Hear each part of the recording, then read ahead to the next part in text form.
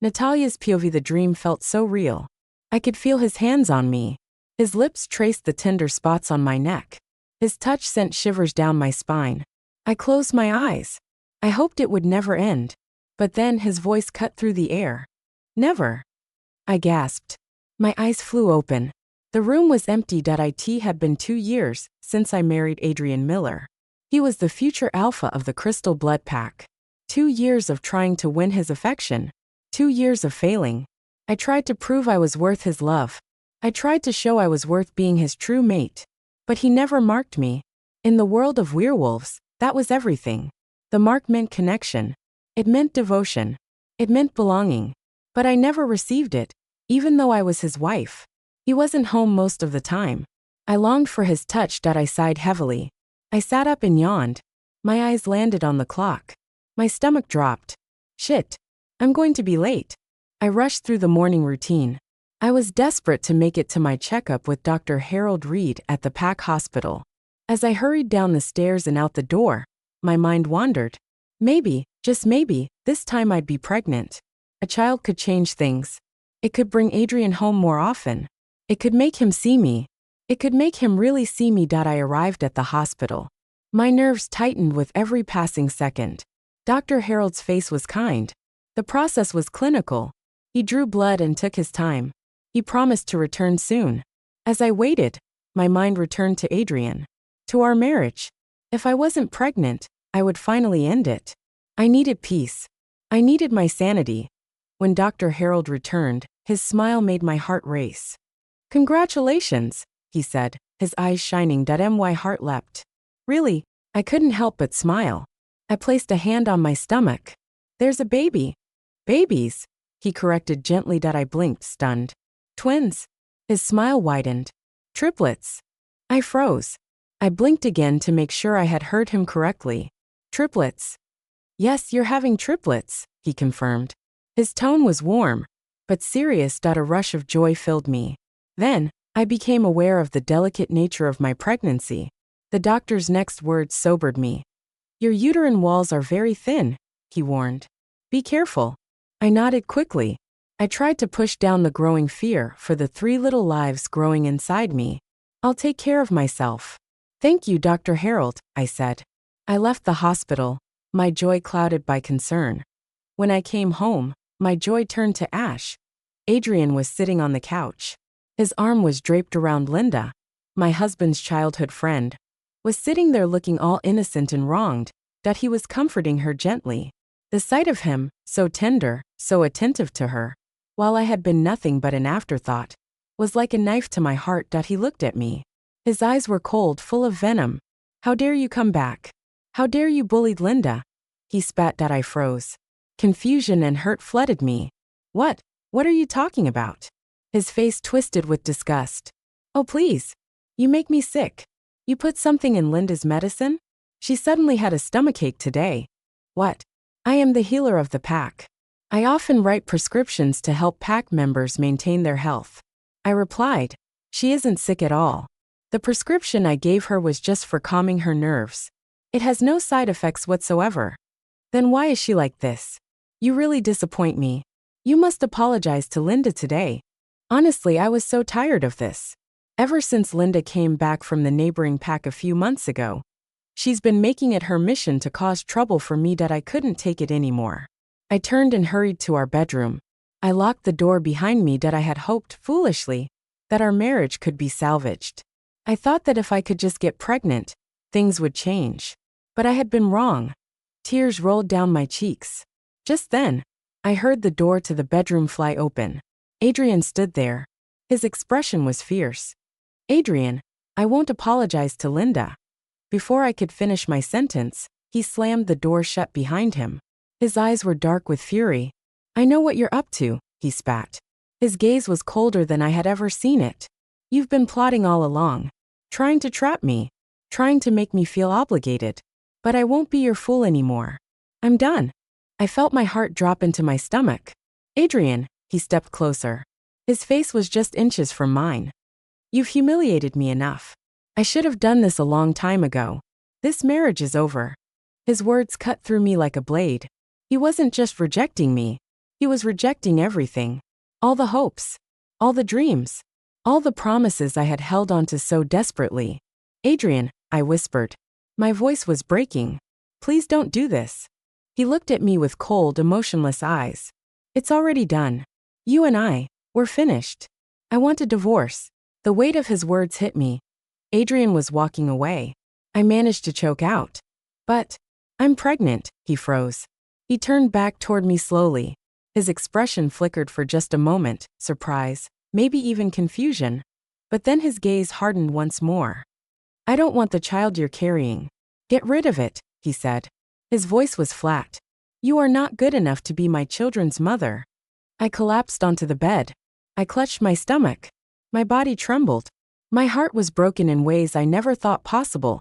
That I'm carrying 3 little lives, Adrian. And you'll never know them. Okay. Then let's divorce, I said calmly. You really impress me, he sneered. Do you even know what you're saying? He released his grip on my hands, letting them fall to my sides. He stared at me, waiting for my answer. But there was no answer to give.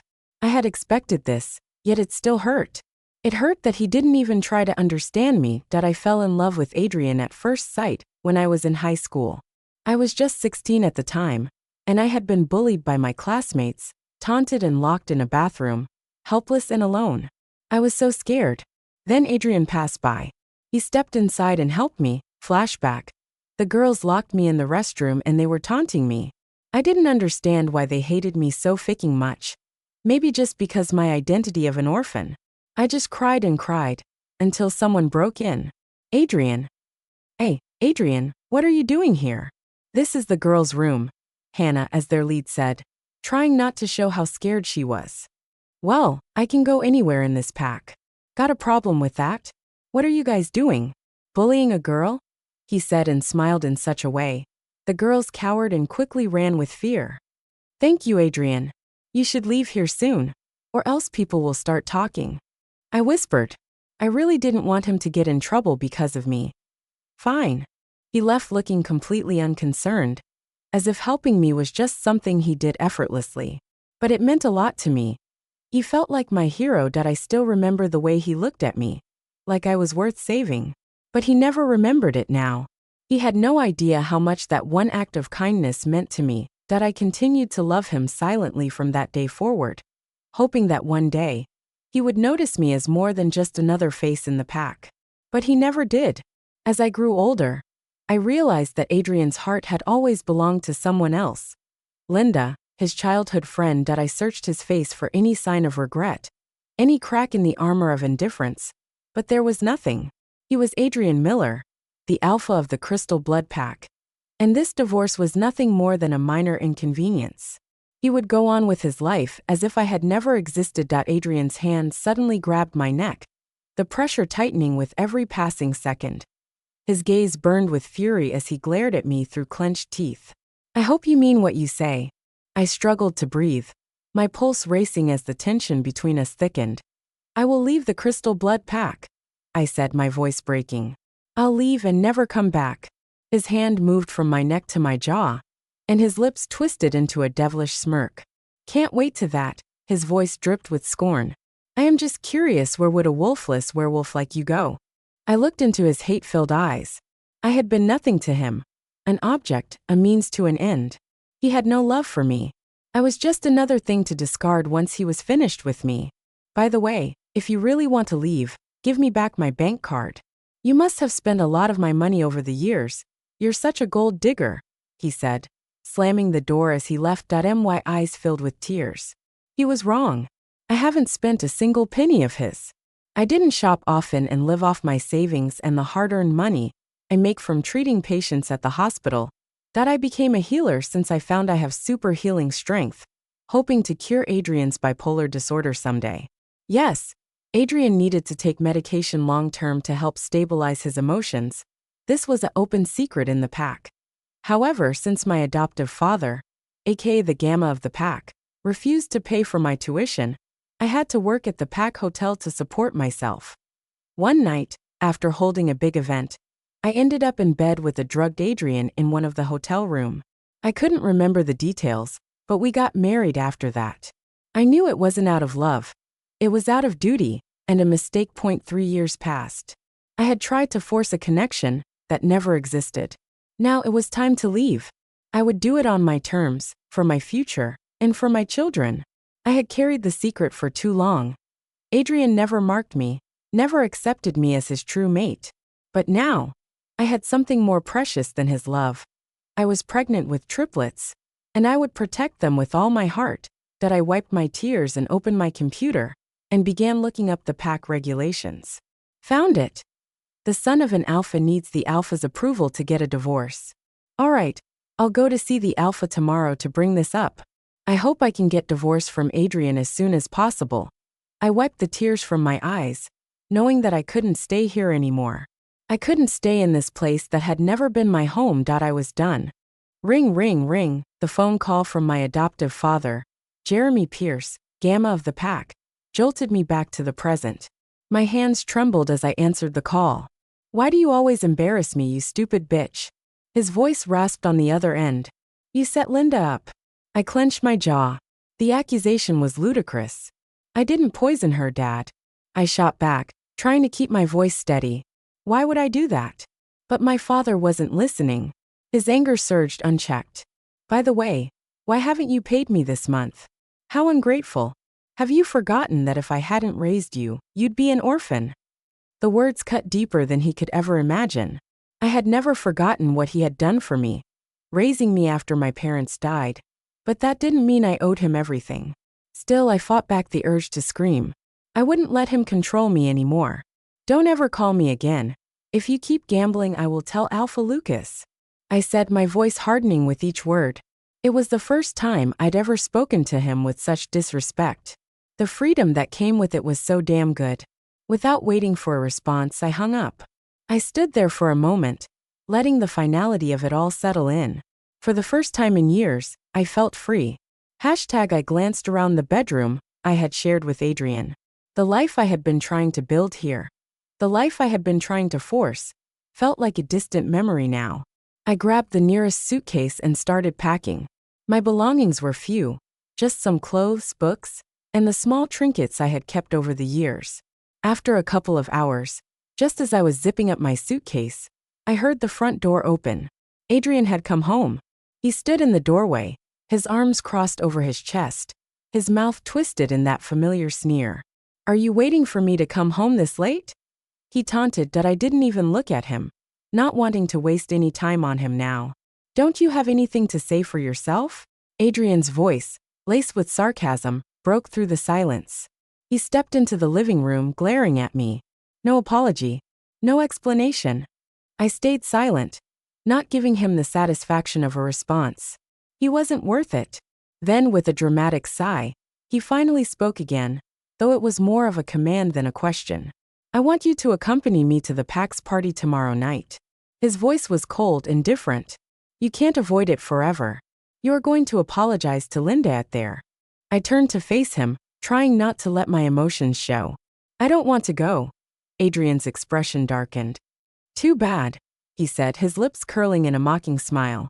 You'll be there, whether you like it or not. I stood my ground, not flinching at his words. But inside, I felt a quiet resolve building. Fine, I said, forcing the words through clenched teeth. I'll go. But it's the last time. Adrian's eyes flickered with triumph. I knew that he didn't understand the weight of my decision, that I was leaving. I had to. Just when I thought Adrian was about to leave, he suddenly asked, What are you standing there for? Take off your clothes. What? I froze. Over the years, we rarely had any intimate moments. It always seemed like he was only doing it out of obligation. I'm not in the mood today, I replied. I hope so, he said with a smirk. Don't come begging me to sleep with you later. Then he left. I guess he went to the study. We've been married for 3 years, but 90% of the nights, we sleep in separate rooms. He'd rather sleep in the study than share a bed with me. As Adrian turned to leave, a twinge of regret hit me. The secret I'd kept for so long would soon be out. Adrian would never mark me, never truly claim me as his mate. But I was carrying triplets. My triplets. He would never knew that. I promised to myself that I finished packing and grabbed my last things. As I reached the door, my phone rang again. Gamma's name flashed on the screen. Without hesitation, I cut the call and turned off the phone. No more calls. No more guilt. No more Adrian. The next day I was awake early and went to the kitchen, making myself a simple breakfast. Toast and eggs, nothing fancy. In the past, I would have spent time preparing a hearty meal for Adrian, making sure everything was just right for his sensitive stomach. But today, I wasn't in the mood to help him. As I sat down to eat, I heard footsteps descending the stairs. Adrian appeared. He glanced at my breakfast and raised an eyebrow. "Where's my breakfast?" he asked, his voice cold. I didn't even look up. "I didn't cook yours. You can ask one of the maids to prepare it." His eyes narrowed. "Oh, I see. Is this your new way of getting my attention?" He sneered, his tone dripping with sarcasm. My lips curved humorless smile. "Say whatever you want. We're getting a divorce anyway." The words stung more than I wanted to admit. It wasn't the way I had imagined ending things, but here they were. I didn't need to explain myself to him anymore. Adrian's frown deepened, and for a moment, I thought he might say something. But his phone rang at the moment. He glanced at the screen, and his entire demeanor shifted. "What? You sprained your ankle? I'll be right there." He looked back at me. "Linda broke her ankle. I'm going to take her to the hospital. You'll help Linda with her treatment. Be there in an hour." I felt a sickening twist in my stomach, but I couldn't say no to him since if I didn't do what Adrian asked, the storm would only intensify. With a sharp sigh, I started clearing the table. As the wife of the alpha's son, I didn't even have a maid. I needed to do all housework by myself, and I used to that already. Happy face, happy face, happy face. I arrived at the hospital a little later. "Excuse me, do you know where room is Adrian in?" I asked politely at the front desk. "Oh, you must mean Miss Linda's room. Adrian is with her in room 407. "All right, thank you," I said with a bitter smile. It was well known in the pack where Adrian could always be found. He was constantly by Linda's side. Linda had gone to college in another pack, only returning this year. And for the entire year, Adrian had been with her, traveling and sightseeing. As I entered 407, the sight of Adrian caught my eye. He was sitting beside Linda, and his arm around her shoulders. When Adrian's eyes met mine, and his voice rang out before I could even process what was happening. "You are late. Why are you just standing there like a doll?" he called. "Aren't you a doctor?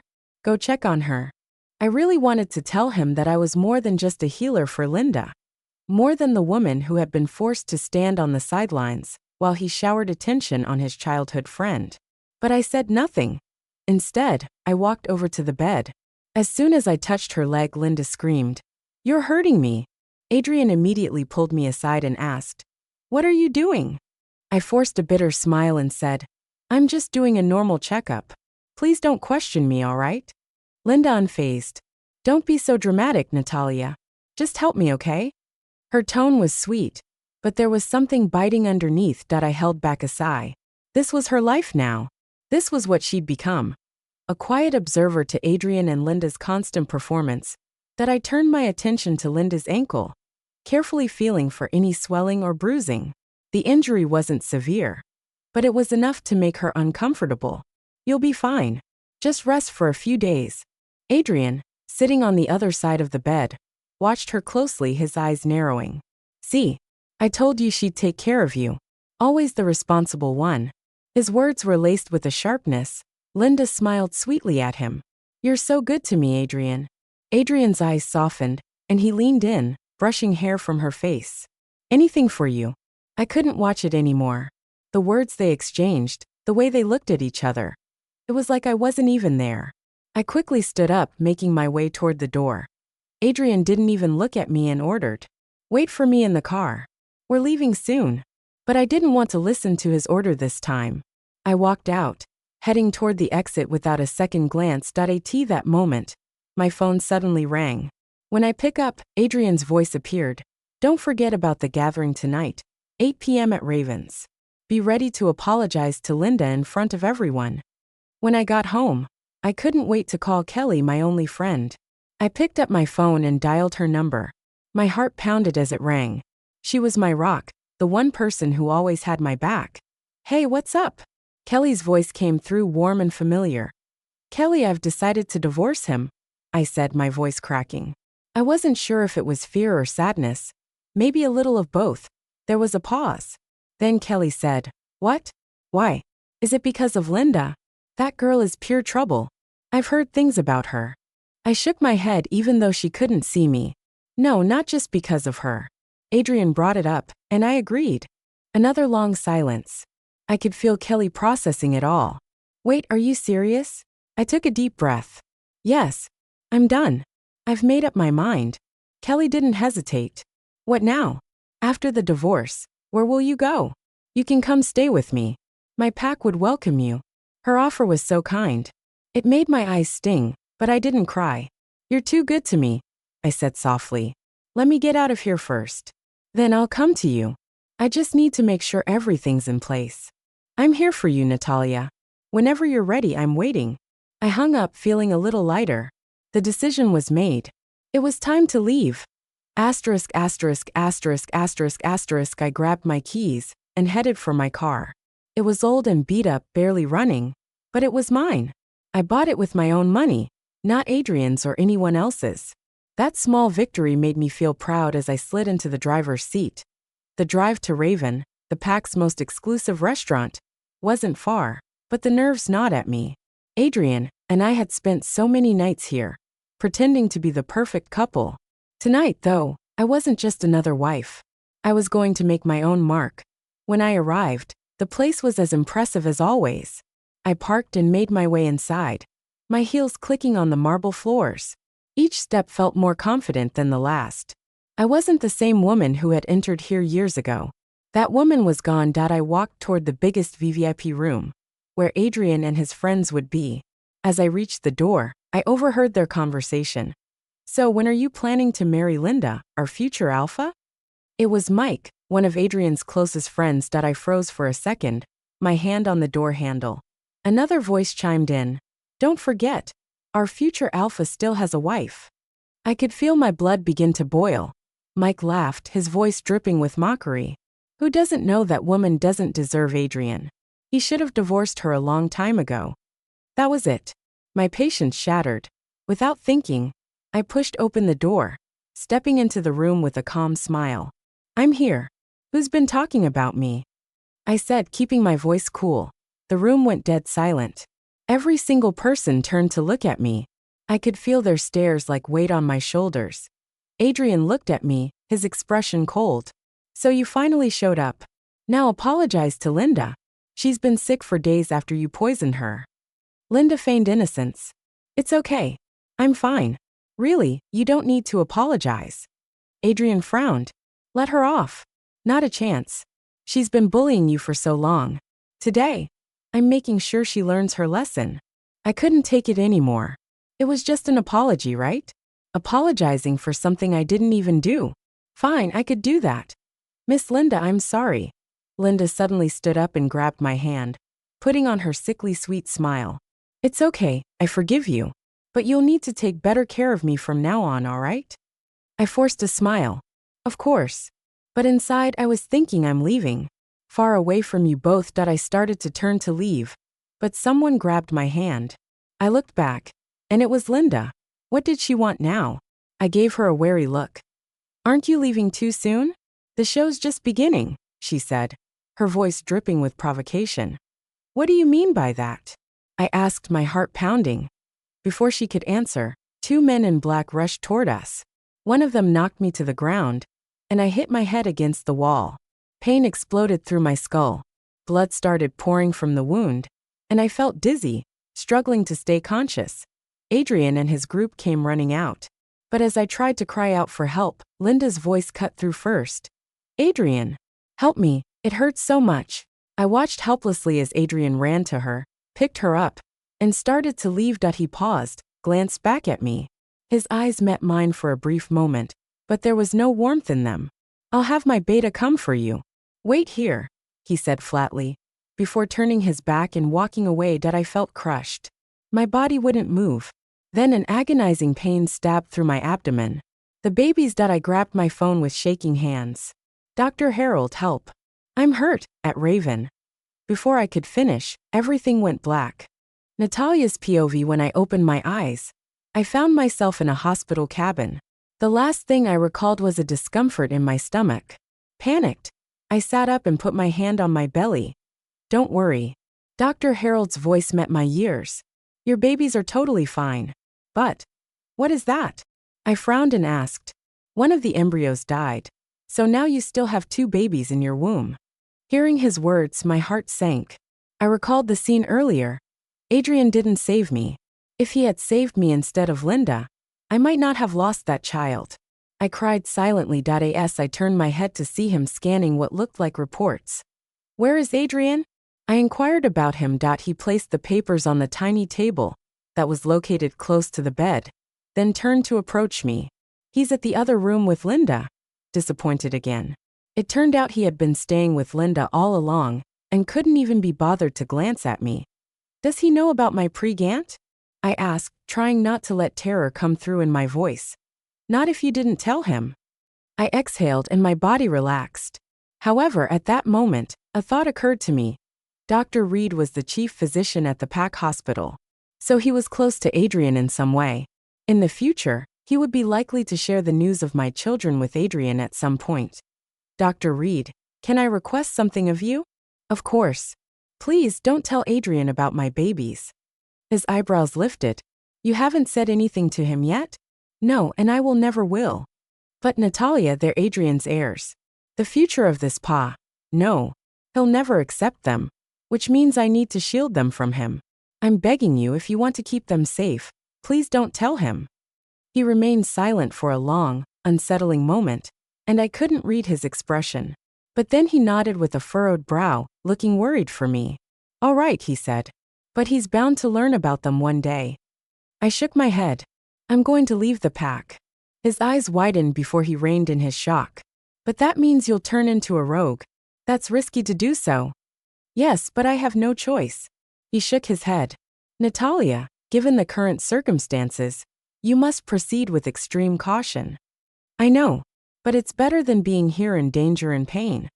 Shortly after my discussion with Dr. Reed, I left the PAC hospital. Since Adrian was the one who brought me there, I looked for his car. He'd given it to me to use over the years, but I couldn't locate it.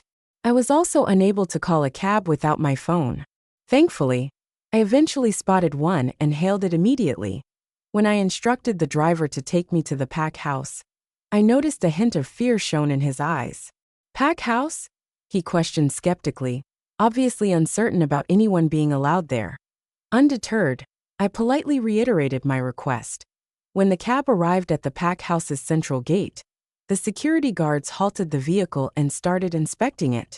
To my surprise, they bowed upon realizing it was me. The cabbie was taken aback as well. A moment later, they opened the central gate. With excitement in his eyes, the cabbie drove inside the long driveway to the palace-like PAC house that belonged to Alpha Adrian's parents. I knew how he felt. Early on, I had felt that way as well. It was a dream come true for every member of the PAC to visit the palace-like PAC house at least once. I couldn't believe I'd be leaving that dream location soon. After the cab stopped, security guards who were standing there hurried to the entrance to open the car door for me. It wasn't until then that I realized I had no money. One of the guards settled the fare, and I expressed my gratitude before proceeding into the house. Inside, the servants inside looked at me and bowed, then offered me a seat in the living room. Where is Alpha Adrian? I asked. Please call him, and tell him I need to talk with him. It's urgent. She went upstairs to call Alpha. As I waited, Alpha Adrian's father, Alpha Lucas Miller, confidently descended the stairs. A strapping man in his late 40s, he looked strong enough to run this PAC for the next 10 years. I stood up and bowed. Alpha. He was none other than Alpha Lucas Miller. I stood in front of Alpha Lucas, my heart racing. Alpha Lucas, I want to leave the Crystal Blood PAC. I said. He sighed, clearly reluctant. Do you really want to divorce Adrian? I know it's selfish of me to say this, but he doesn't actually know that you've been the one taking care of his health all these years. I think you shouldn't give up. With your help, his anxiety disorder will heal soon. I shook my head. I'll leave the prescription with the maid, so you don't have to worry. I stayed firm looking at him. Finally Lucas spoke. Okay. I, Alpha Lucas, reject you from the Crystal Blood Pack. The pain hit me instantly, like my body was being torn apart. I gasped but stayed on my feet. Through the pain, one thought came to me. I'm finally free. I am a rogue now. Biting wind beat against my face and whipped at the folds of my long white dress. I wrapped my arms around myself as I walked, wishing the dress had long sleeves. But it wasn't just the weather that sent shivers down my spine. No, something deeper and far colder that resided within me. It was as if my heart had turned to ice, frozen and unyielding. Yet a heavy pain weighed upon my heart with an unbearable intensity as well. With every step, I could remind of Adrian's face. He might know by now that I'm gone. Was he finally satisfied with me? The driver of a passing vehicle yelled at me, and I realized I'd wandered into the middle of a road. With no specific destination, emptiness filled me. A route through the forest grabbed my attention and became my destination, at least for the moment. As I entered the woods, the sky began to darken, so I didn't waste any time resting. Though I wasn't sure where I would end up, I kept pressing onward. After a long time, my legs grew tired, and I slowed. Then a thorn pierced my foot. Ah! I exclaimed and then dropped to the ground. As I removed the thorn, I could no longer contain my feelings. Tears welled and then flowed from my eyes. I dropped my head into my hands, feeling so lost and alone that a branch cracked behind me. Then a series of a sudden I heard growls sounded. Look at her, said a man's voice. She looks like a young whore. What's she doing here? I heard a man's voice that I whipped my head around to find several rogues approaching. They were rogues. Fuck. She is a beautiful bitch. Catch her. Panic flooded me. I jumped to my feet and ran, hearing them scramble to catch up to me. I cried out, then increased my pace to widen the gap between me and those dirty men. As I ran, I prayed for my children. Their intention was clear. They wanted to rape me. Where will I go now? How could I save them? No time to think. I had to keep going. Branches and thorns assaulted my arms and legs as I fled. I hissed in pain as spots of blood stained my white dress. But then the boundary of another pack appeared ahead. At that moment, it wasn't just a border but a hope. I launched myself into a mad dash.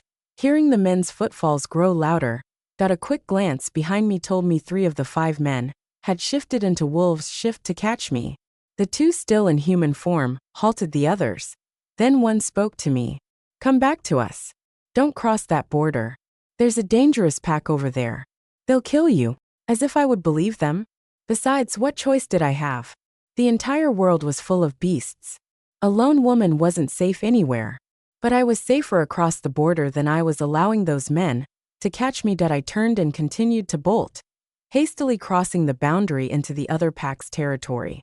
Another quick glance told me my pursuers hadn't followed. I finally relaxed and took a breath. Then I pressed on with my stomach growling, my muscles aching, and my body's strength waning. If that weren't enough, my head began to ache as well. I clutched my dress over my belly, reminding myself that I'd done this for my children. Crunching sounds met my ears. The border guards must have noticed me and begun their pursuit. As I started to run again, my head spun. A moment later, I collapsed. A pair of brown boots came to a stop in front of me as the world around me faded into darkness. Asterisk, asterisk, asterisk, asterisk, asterisk, asterisk, asterisk, asterisk, asterisk, asterisk. When I came to, I saw that I was in what appeared to be a hospital room. One I didn't recognize. Terror engulfed me, and I bolted upright, only to see a handsome man sitting on a stool next to me. Who are you? Where am I? How are my children? Your children are fine, he said. No need to worry. But how do you feel? No. First tell me who you are and where I am. Placing his hand over mine, he smiled at me and said, You're in the confines of the Blue Blood Pack, and I'm Jason Hansley, the pack's future alpha. And you are my sister.